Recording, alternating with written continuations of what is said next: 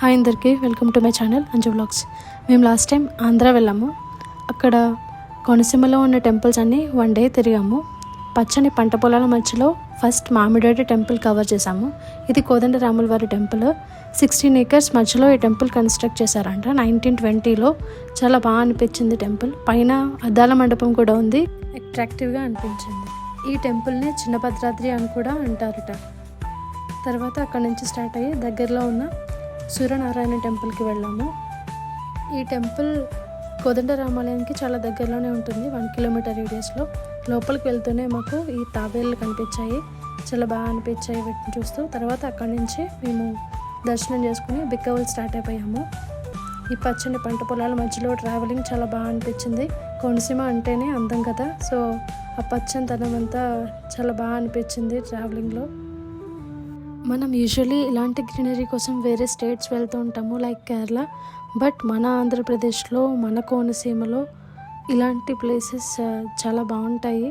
So మనం ఇట్లాంటి places explore చేస్తే ఆ ఫీలే వేరుగా ఉంటుంది. ఆ వ్యూస్ ఎంజాయ్ చేస్తూ బిక్కవోలు రీచ్ అయిపోయాం. ఫస్ట్లీ బిక్కవోలులో ఉన్న శ్రీ విఘ్నేశ్వరుడి గుడికి వచ్చేసాము. ఆ లోపల చిన్న చెరువులాగా ఉంది. ఈ వ్యూ ఆ బిక్కవోలు టెంపుల్లోదే. దేవుడికి ఉండ్రాలు సమర్పించి ఈ వ్యూ ఎంజాయ్ చేస్తూ కొన్ని ఫొటోస్ తీసుకున్నాము అక్కడ. తర్వాత అక్కడి నుంచి స్టార్ట్ అయ్యి పక్కనే ఉన్న గోలింగేశ్వర స్వామికి గుడికి స్టార్ట్ అయ్యాము. బిక్కవోలు సుబ్రహ్మణ్యేశ్వర స్వామి గుడి అని కూడా అంటారు. గుడి లోపలికి ఎంటర్ అయ్యి దర్శనం చేసుకుని భోజనం చేసేసాము. అక్కడ అన్నదానం జరిగింది. తర్వాత అక్కడ విశిష్టత ఏంటంటే పుట్టమట్టి. ఆ పుట్టమట్టిని మనకి పంతులుగా ఇస్తారు. ఆ పుట్టమట్టిని మనం చెవులకి కళ్ళకి ధరిస్తే చాలా మంచిది. అక్కడ నుండి ద్రాక్షారామం స్టార్ట్ అయ్యాము. ఇది బిక్కవోలు నుంచి ద్రాక్షారామం వెళ్ళే రూట్. ద్రాక్షారామం రీచ్ అయిపోయాము. మేము రీచ్ అయ్యేసరికి 2 అలా అయింది. అక్కడ దర్శనం స్టార్ట్ అయ్యేది ఆఫ్టర్నూన్ 3 నుంచి. సో అక్కడే అట్లా గుడి అంతా చూస్తూ ఆ కన్స్ట్రక్షన్, ఆర్కిటెక్చర్ అంతా ఎక్స్ప్లోర్ చేస్తూ అక్కడే 1 hour టైం స్పెండ్ చేసాము. పంచారామాల్లో ఒకటైన ఈ ద్రాక్షారామం అతి ప్రాముఖ్యమైన శైవక్షేత్రంగా ప్రసిద్ధి పొందింది.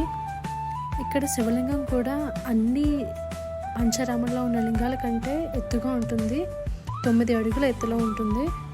భీమేశ్వరుడిగా ఇక్కడ శివుడు పిలువబడతాడు. నాకు తెలిసిన ద్రాక్షారామానికి అర్థం ఏంటంటే ద్రాక్ష పళ్ళతో కూడిన అరణ్యం అని విన్నాను.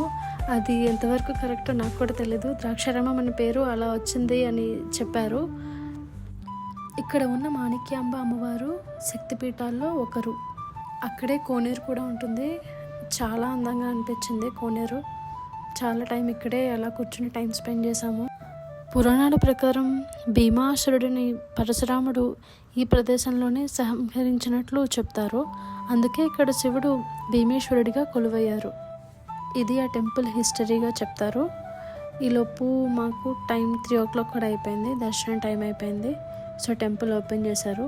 మేము చక్కగా శివుడిని దర్శనం చేసుకుని అక్కడి నుంచి కోటిపల్లి స్టార్ట్ అయిపోయాము. కోటిపల్లి కూడా అక్కడి నుంచి నియర్ బై ఉంటుంది. అరౌండ్ 15 to 20 kilometers అనుకుంటా, ఆర్ 15 kilometers కంటే తక్కువే, 10 to 15 మేబీ. ఇక్కడ కూడా సేమ్ వ్యూ. ఇక్కడ కూడా చాలా బాగుంది. క్లైమేట్ కూడా సన్సెట్ అవుతూ ఉంది. మేము కోటిపల్లి రీచ్ అయ్యే టైంకి ఒక 20 minutesలో మేము కోటిపల్లి రీచ్ అయిపోయాము.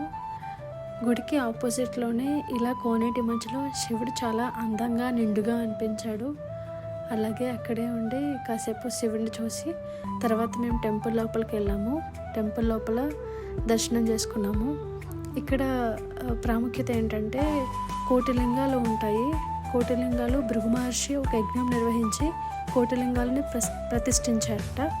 సో అప్పటి నుంచి ఈ క్షేత్రం కోటిలింగేశ్వర క్షేత్రంగా ప్రసిద్ధి పొందింది. కోటిపల్లిలో కూడా దర్శనం చాలా బాగా అయింది. ఇది నా 1 day వ్లాగ్ కోనసీమ పుణ్యక్షేత్రాలలో. Thank you so much for